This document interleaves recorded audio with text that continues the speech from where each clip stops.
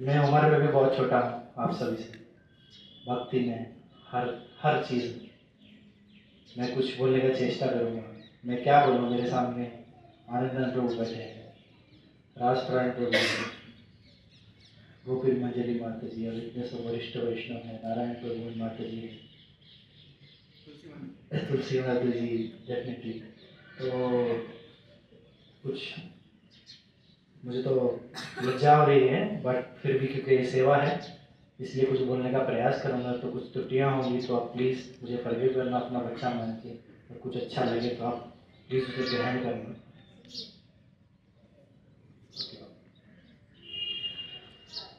हरे कृष्ण।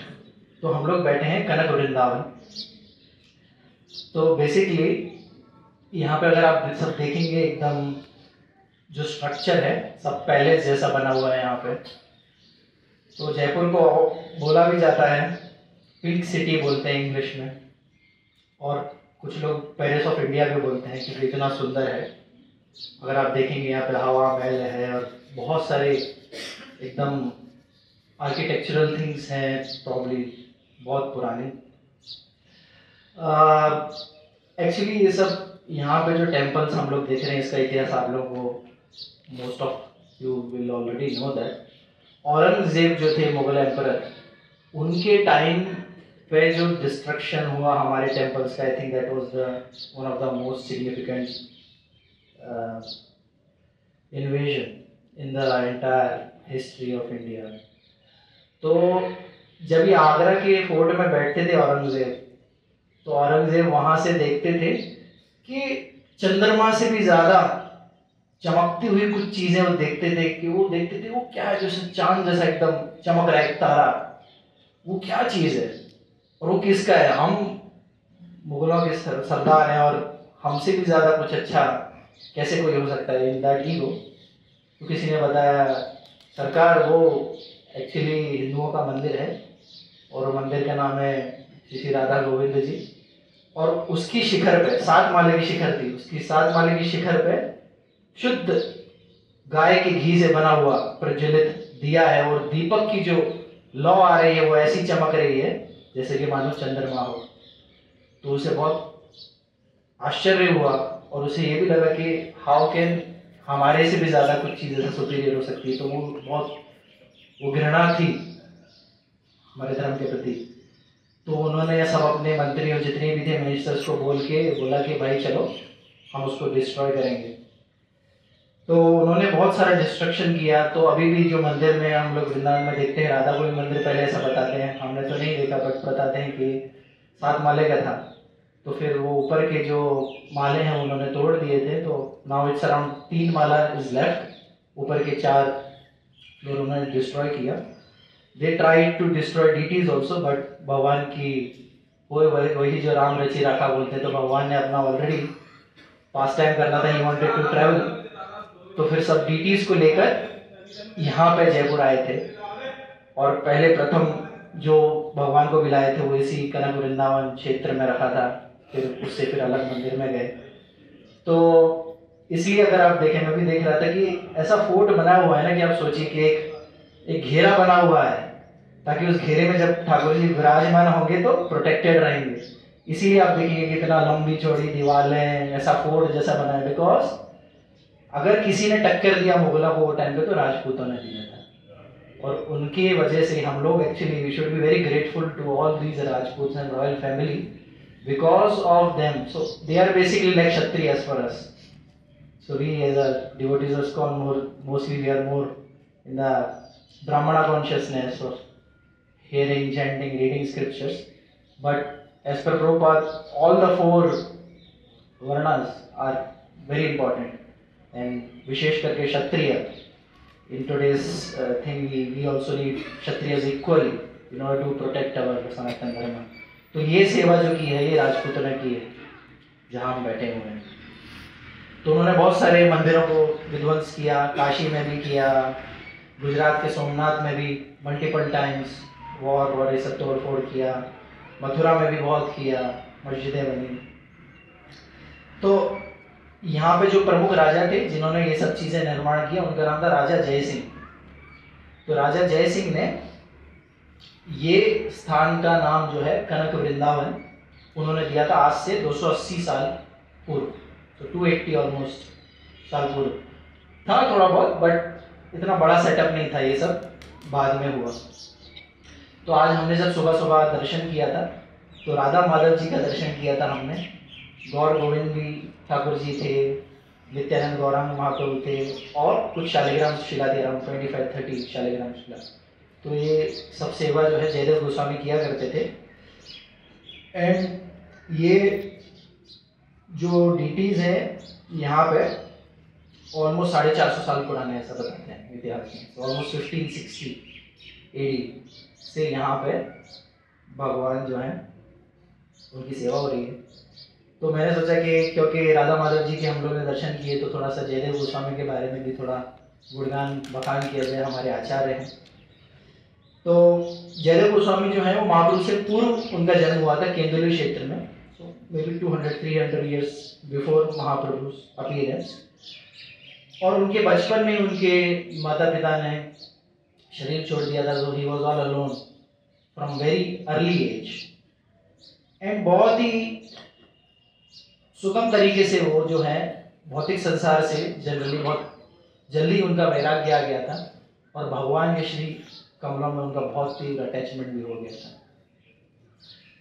तो फिर बाद में वो चंपाहटी करके नवद्वीप में जगह है, फिर वो वहाँ पे जाके उन्होंने निवास किया, और उनके लिए लक्ष्मण सेन करके एक थे, उन्होंने उनके लिए वहाँ पे रहने के लिए व्यवस्था भी की। तो वहाँ पे चंपाहटी में श्रील जयदेव गोस्वामी को चैतन्य महाप्रभु आए नहीं है, उससे पहले उनको दर्शन हुआ, उनको विजन मिला, महाप्रभु ने उनको दर्शन दिया कि फ्यूचर में वो नवदीप धाम में प्रकट होंगे, और उसके बाद वो पुरी में जाएंगे, और उन्होंने ये भी भविष्यवाणी कर दी थी कि आप फ्यूचर में गीत गोविंद नामक एक आप जो पोयम लिखोगे वो मेरी बड़ी प्रिय होगी। तो महाप्रभु ने ऐसा उनको दृष्टि प्रदान किया था। तो उसके बाद जयदेव गोस्वामी जो है पुरी में भी गए, और उन्होंने वहाँ पे बहुत सारी सेवा करी, बहुत एक्सटेसी में रहते थे, और एवरी डे वो जगन्नाथ बल्ले सुभद्रा मैया का दर्शन भी करते थे। तो ऐसे करते थे। So he never consider himself to get married and unnecessary entangle himself, बहुत क्लियर थे एकदम। प्रभु जी बोलते हैं व्यवसाय में क्या बोलते हैं, so it was very clear कि ये सब में फंसना नहीं है। बट समहाउ भगवान की कुछ हम प्लानिंग करते हैं, बट भगवान हैज सम अदर प्लान। तो वहाँ पे जगन्नाथपुरी में एक ब्राह्मण थे जिनका नाम था सुदेव ब्राह्मण।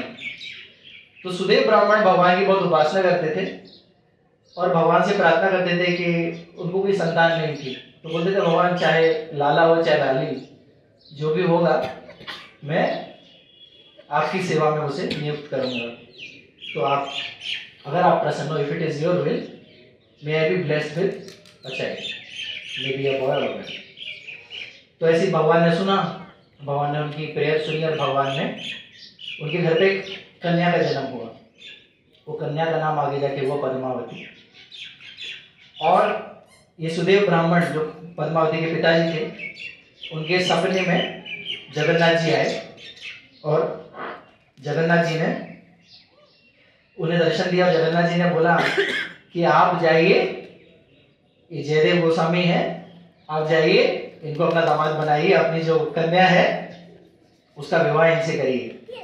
तो ऐसा ड्रीम आया। तो जाके गए, और जाके जयदेव गोस्वामी को बोला कि साधु महाराज, ऐसे ऐसे मेरे जगन्नाथ जी का सपना है, और मैं चाहता हूँ, मेरी इच्छा है कि मेरी पुत्री का विवाह पद्मावती का आपके साथ हो। तो बोले नहीं, मैं तो आई एम नॉट प्रिपेयर्ड, मैं तो ऐसे ही बाबा जी हूँ, मैं यहाँ कहाँ, मेरा उठने का ठिकाना नहीं, बैठने का ठिकाना नहीं, मैं उसको कहाँ लेके इसका ख्याल रख पाऊँगा। I don't think I am a right candidate. आपकी पुत्री है, इतनी सुयोग है, इनको तो बहुत वर मिल जाएंगे, तो मैं तो बाबा जी आदमी, मेरा तो क्या है। तो बोला, उन्होंने बहुत इंसिस्ट किया, नहीं मेरा, हमारी बड़ी इच्छा है, और आपको देख के हमारे मन में पूर्ण निष्ठा आ गई कि आप ही इसके लिए सुयोग्य वर है। तो फिर वो मान नहीं रहे थे, बट जब जगन्नाथ जी का नाम लिया तो फिर उन्होंने अपनी विल को झुकाया भगवान की विल के आगे। तो यही वैष्णव जो है, जब भगवान की कोई विल होती है, जैसे अर्जुन को नहीं लड़ना था, करेक्ट, और जब भगवान ने बताया कि ऐसी मेरी इच्छा है कि धर्म के लिए युद्ध हो रहा है, तो उन्होंने सबमिसिव करके सुना। So this is the difference between devotees and non devotees. तो उन्होंने किया कि ठीक है, अब जब ठाकुर जी का आदेश है, so who can refute that. तो फिर उन्होंने एग्री किया, then he got married to Padmavati, and then later on they were engage in भगवान की सेवा में, बहुत सेवा की उन्होंने। तो he is the person who has written Gita Govinda. तो गीत गोविंद बहुत ही फेमस पोयम है जो भगवान की ग्लोरीज करी है, स्पेशली राधा एंड कृष्ण के इंटीमेट पास्ट टाइम्स में बहुत बताए हैं, और ये उन्होंने लिखी है।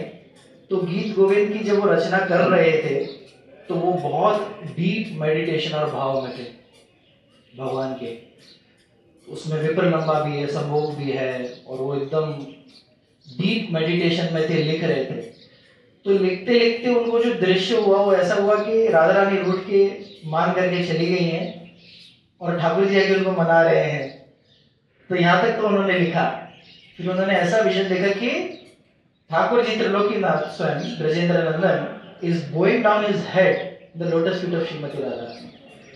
तो उन्होंने ये चीज लिखा नहीं, उनको बोला ये लॉर्ड ऑफ द यूनिवर्स है, ये मेरे जगन्नाथ है?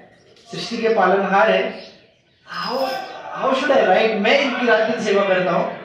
हाउ राधा माधव भगवान की जय। So how can I right this कि ठाकुर जी अपना जो है, अपना शीश जो झुका रहे राधा रानी के चरणों में और माफी मांग रहे, उन्हें मना रहे, तो उन्होंने वो चीज लिखा नहीं।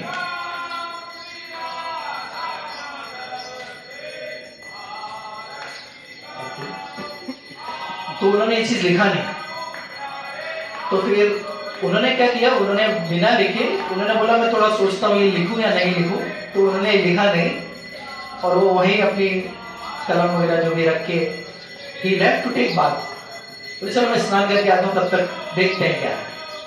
तो जब वो स्नान करने के लिए बाहर गए और स्नान करके जब वो लौटे, तो वो तो खैर नहीं लौटे, भगवान खुद जयदेव गोस्वामी के रूप बना करके वहां आ गए। तो उसे पद्मावती, तो मैं लिख रहा था, वो मेरा पत्र किधर है? तो बोला अभी तो आप लिख रहे थे, यहाँ तो है। बोले जरा मुझे दे दो।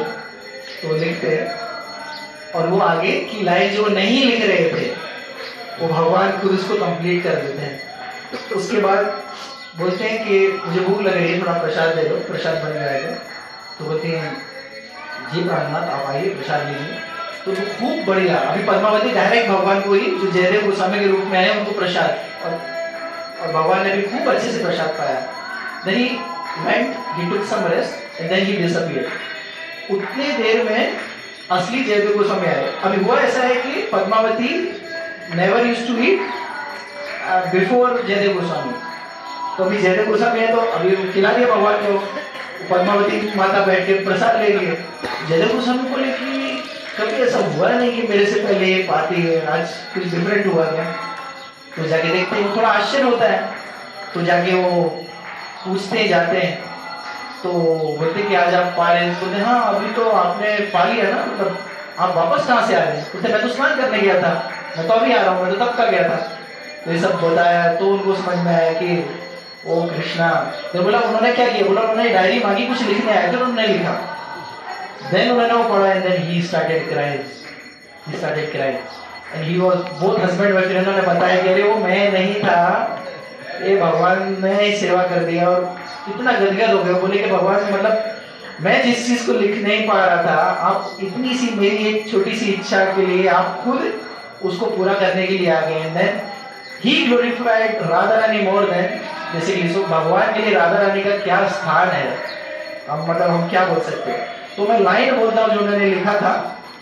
तो जो भजन जहां तक इन्होंने लिखा था वो था जयदेव गोस्वामी, स्मरण गरल खडंगा मम शिरसि मनगंगा देहि पाद पल्लव मुदारम।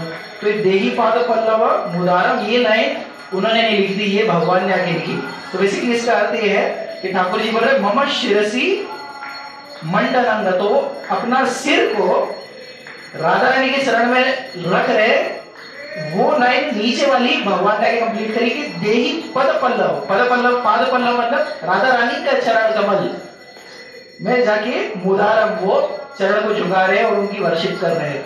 ये लाइन भगवान ने आके कंप्लीट करी।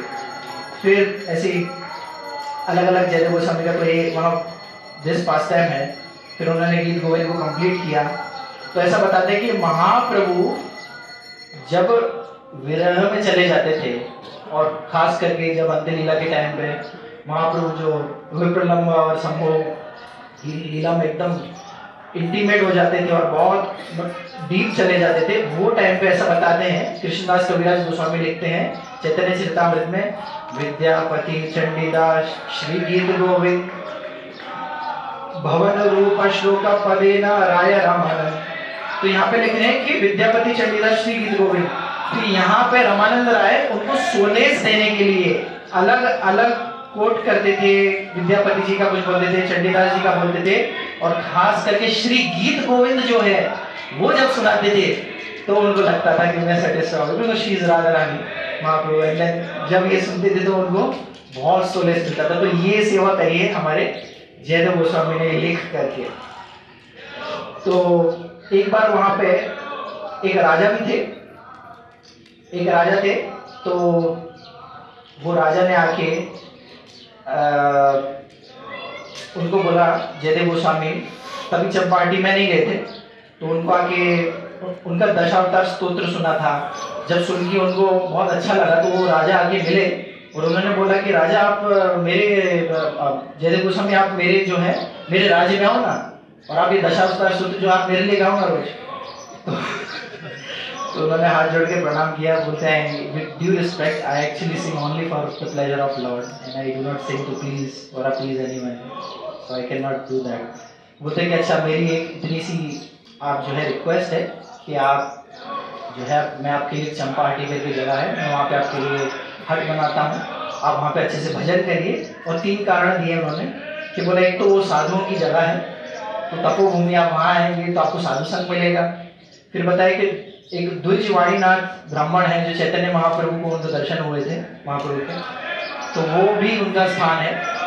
और क्योंकि चंपाहटी तो चंपा के फ्लावर्स हैं, तो आप अपनी पूजा पाठ करोगे तो चंपा के फ्लावर जो भगवान को आप ऑफर कर सकते हो। तो वो टाइम पे उनके पास डीटीज एक्चुअली नहीं थे, वो अपनी मानसिक रूप से सेवा करते थे। तो वो टाइम पे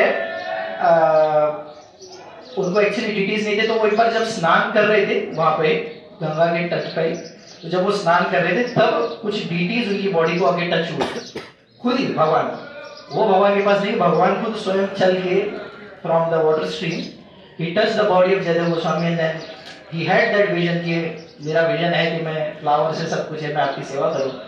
तो भगवान का देखो ना, जरा कोई डिजायर करते हैं और ऐसी कोई डिजायर करे तो भगवान खुद बह करके आ गए और भगवान जो है उन्होंने उठाया। और ये राधा माधव जी जो आप देख रहे हैं साक्षात है, वो जयदेव गोस्वामी को जो मिले थे वहाँ के जो प्रवाह में, फिर तब से उनकी वो सेवा कर रहे हैं, तब 450-500 साल पुराने हैं, तो उनकी सेवा कर रहे हैं। और ऐसे हुआ। तो एक और पास टाइम है गीत गोविंद से रिलेटेड। जगन्नाथपुरी में एक लेडी थी जो बहुत मधुर भाव से उच्च कंठ में गा रही थी, और कोई यमेश्वर मंदिर था उसके पास। तो यमेश्वर मंदिर के पास जब वो गा रही थी उच्च स्वर में गीत गोविंद, तो महाप्रभु जी ने जब सुना, Chaitanya Mahaprabhu started to run, where is my Krishna. वो भाग रहे अपने श्याम सुंदर को मिलने के लिए, और जैसे सुनते थे वो पूरा चले जाते थे, भाव विभोर हो जाते थे। तो कुछ उनको अता पता नहीं कहाँ जा रहे हैं, कहाँ भाग रहे हैं, कुछ नहीं, किससे टकरा रहे हैं, कहाँ चोट लग रही है, उनको कांटे लग रहे हैं, चुभ रहे हैं। He went mad, totally crazy in the deep love of Krishna. तो सेपरेशन में भाग रहे हैं। Then this was giving, जैसे जल किसी को जल जाता है, कुछ होता है, दवाई लगाते हैं ना घाव पे, तो कैसा लगता है उनको, जैसे हम प्रसाद भूखे रहते हैं और एकदम भूख में कुछ अच्छा मिल जाता है, या बहुत थके रहते हैं, अभी हम सफर से जाएंगे अपने घर, आराम करते हैं, तो कैसा मिलता है ना कि मेरे को ये मेरा शेल्टर मिल गया। तो ऐसे ही महाप्रभु जब वो विरह में रहते हैं और जब ऐसा कुछ बचता है तो उनको शेल्टर मिल जाता है, तो वो भागते थे, कुछ नहीं देखते थे, आओ न था, सीधा भागते थे। तभी गोविंद जो उनके सर्वेंट है उन्होंने आके रोका, अरे महाप्रभु आप कहाँ जा रहे हो, आपको लग जाएगी। And you know what, where you are running to, probably she is a lady and you might touch her unknowingly. तो मैं महाप्रभु एक्सटर्नल कॉन्शियसनेस में आ जाते हैं, गोविंद तुमने मेरी रक्षा कर ली, तुमने मुझे बचा लिया, वरना अगर मैं स्त्री को स्पर्श कर लेता तो ये तो मेरी मृत्यु के समान है, मैं तो एक सन्यासी हूँ, मेरी मृत्यु के समान है। तो यहाँ पे एक सुंदर श्लोका भी आता है, बहुत अच्छा महाप्रभु का, see this is the standard that Mahaprabhu is setting for all of us. एक बहुत सुंदर श्लोक है, निष्किंचनस्य भगवद् भजनोन्मुखस्य पारं परं जिगमिषोर्भवसागरस्य संदर्शनं विषयिणामथ योषितां च हा हंत हंत विषभक्षणत्योऽपि साधु। तो यहाँ पे बोल रहे हैं कि जो निष्किंचन बनना चाहता है, जो भगवान को भगवान का भजन करना चाहता है, जो इस पद पर चलना चाहता है, और पारम परम जिगमिषोर भवसागरस्य, और जो भवसागर को पार करने की जिसकी दृढ़ता है, उसको बहुत सतर्क रहना चाहिए। किससे?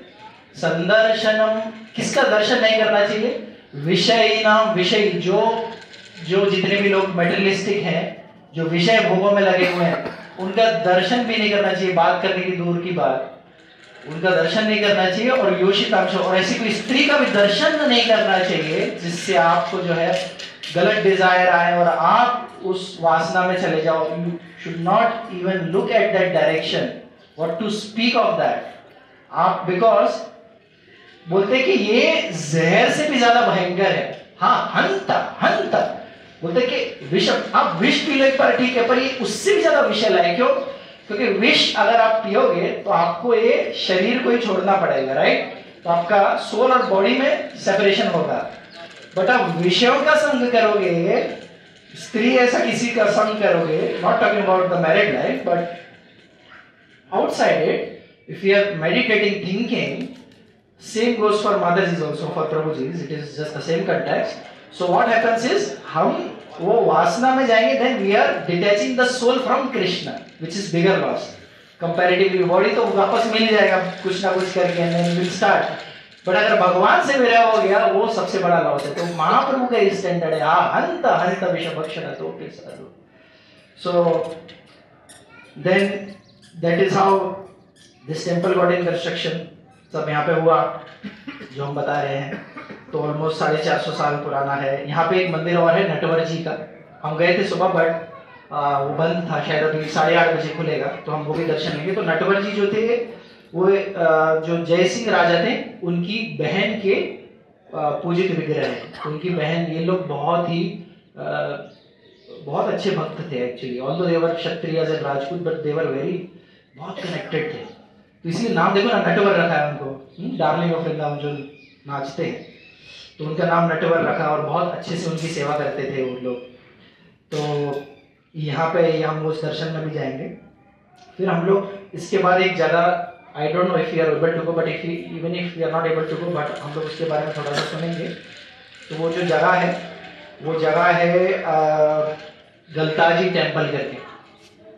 तो गलताजी जो टेम्पल है वो अभी हम जो यहाँ पे हैं, ये एक हिल के बीच में है, ठीक है। इसी कितना सुंदर है, सुबह में हम लोग को मोर भी दिख रहे थे, और एकदम पूरा वृंदावन का एटमॉस्फेयर ही हो गया था, इनफैक्ट है। तो अभी हम जब एक और जगह, probably we might go depending on the committee how they are deciding further. तो एक गलताजी टेम्पल भी है जो 10 किलोमीटर ईस्ट की तरफ है जयपुर सिटी से। वहाँ पे गलता कुंड करके है, और गल वो महर्षि जो थी, उन्होंने यहाँ पे तपस्या भी की थी।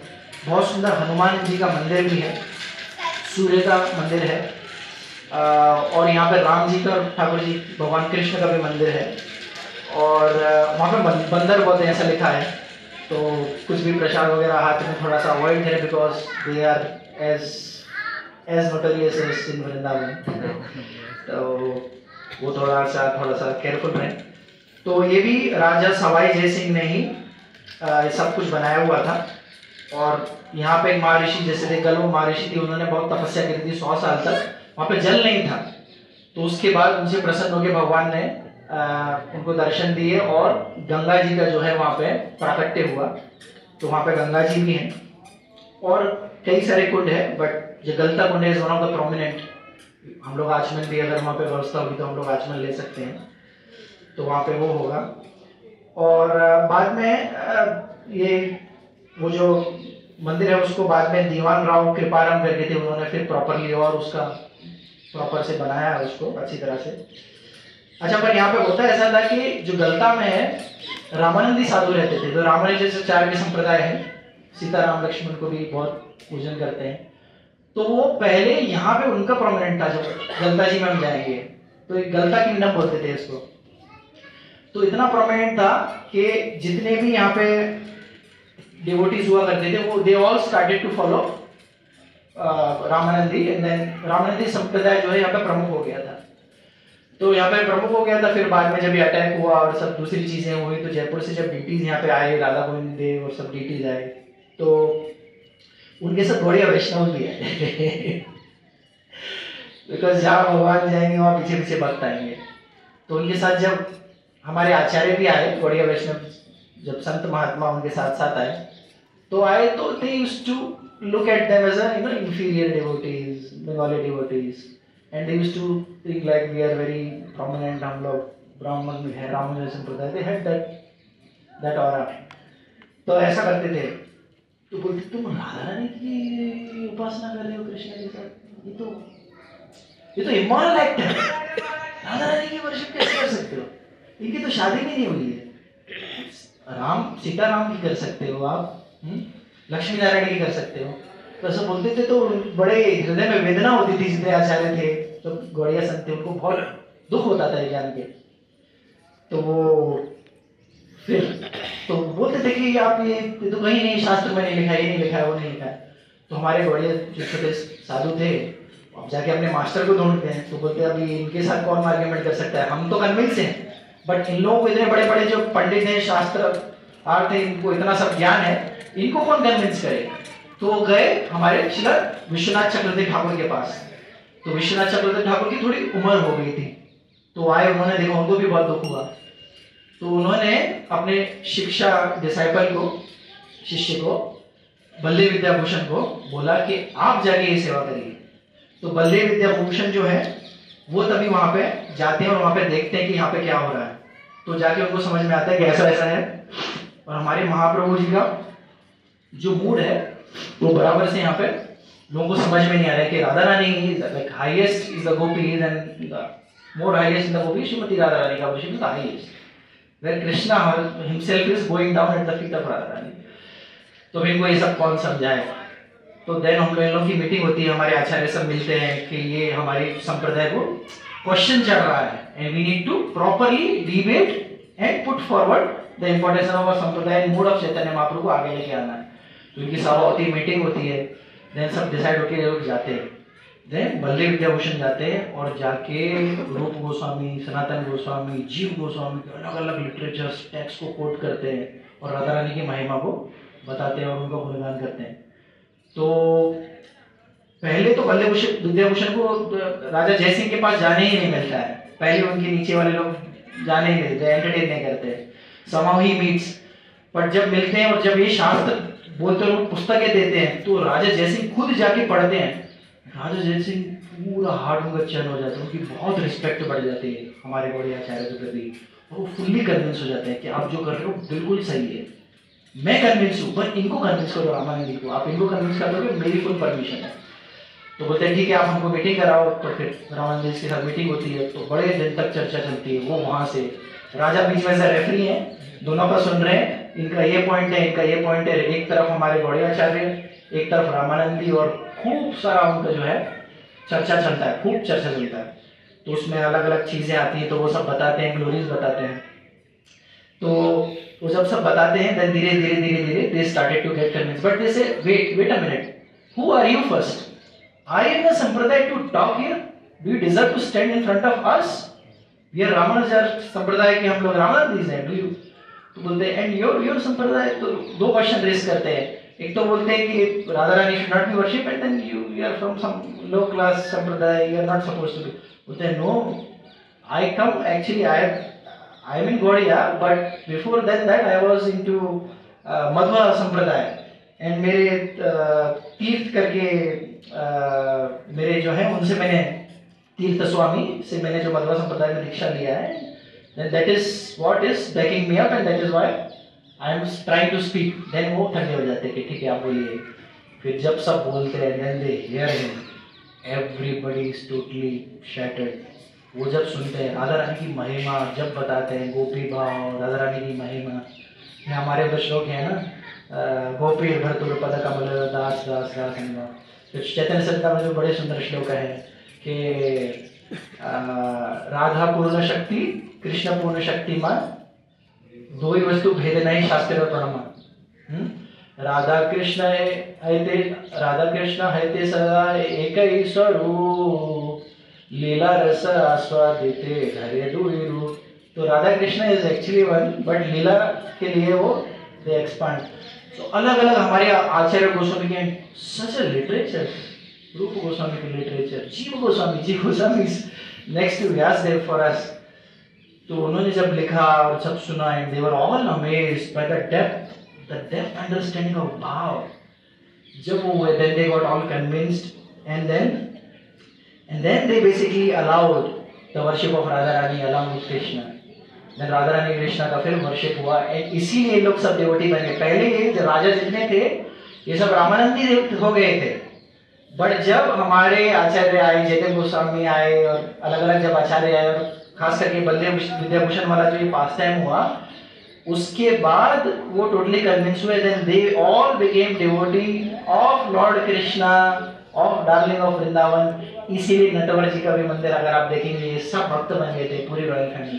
तो धन्य है ऐसी रॉयल फैमिली जिन्होंने इतना सपोर्ट किया, वो खुद इतने अच्छे वैष्णव थे।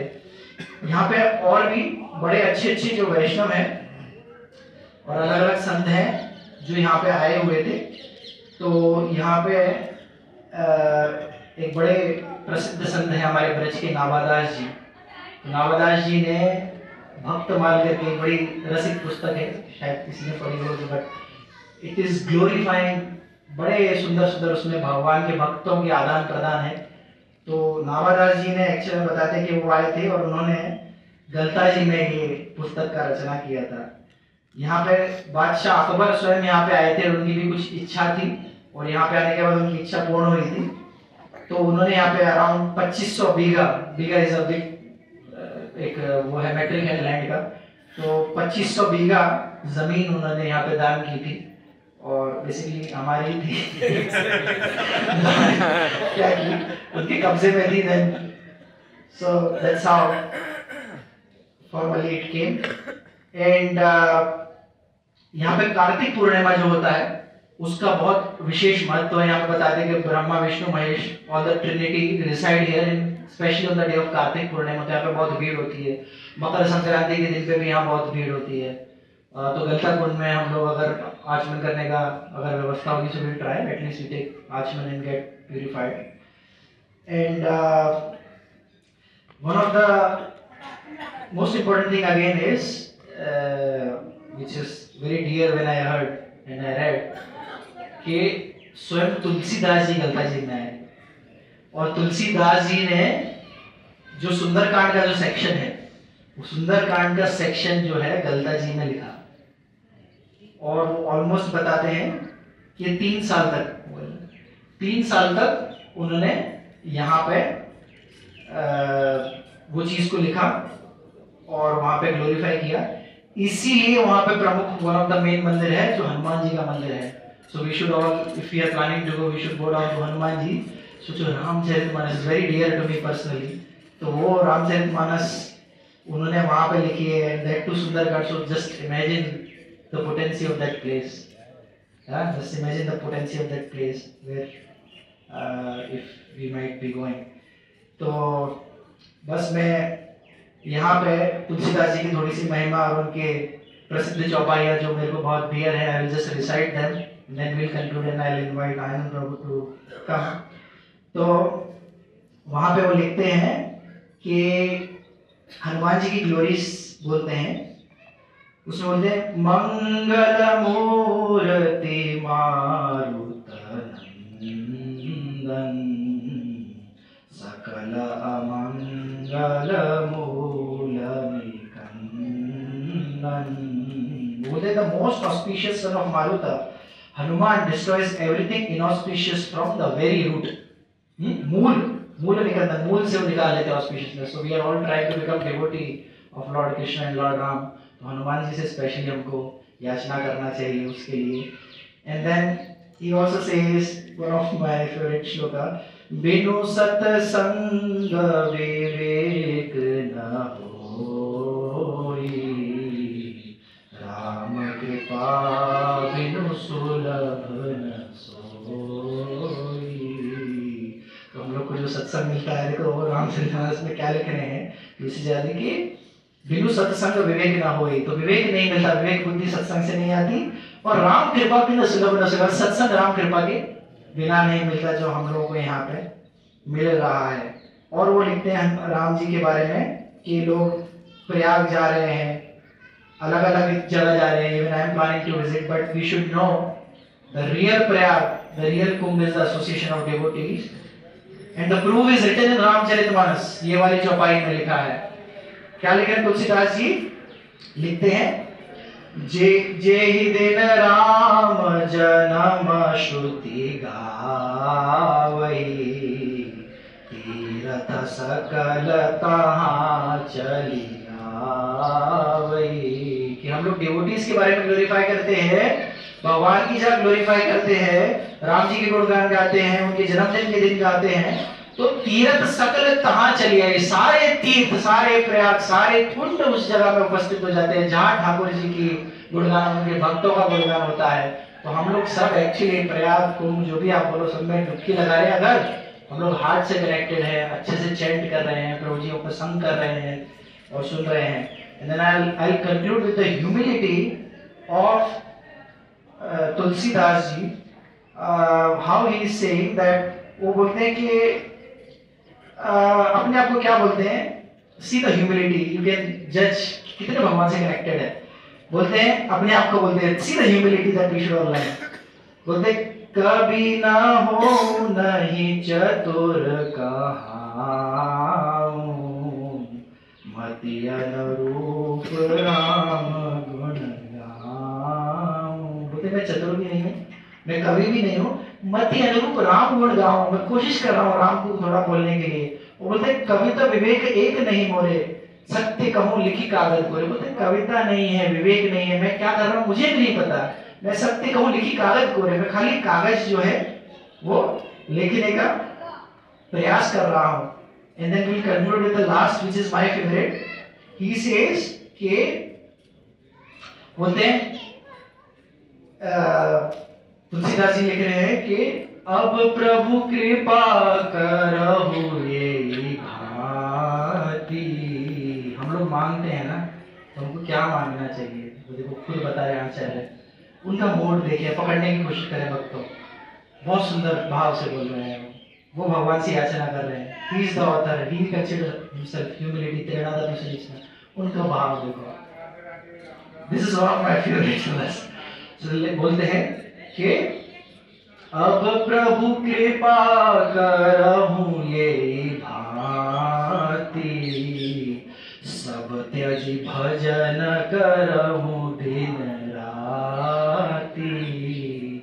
अब प्रभु कृपा करहु ये भांति, सब त्यजी भजन करूं दिन रात. सब कुछ छोड़ के भगवान कब ऐसा दिन आएगा कि मैं दिन रात आपका भजन कैसे कर सकूंगा. ये तुलसीदास जी का भाव है. सो तुलसीदास जी की जय. जय जय राम सीता राम, जय जय राम सीता राम. सीताराम लक्ष्मण हनुमान की जय. तुलसीदास जी की जय. वृंदावन की जय. जयदेव गोस्वामी की जय. चैतन्य महाप्रभु की जय. जगत गोस्वामी की जय. जगत गुरु श्रील प्रभुपाद की. आप सब भक्तों की जय. गौ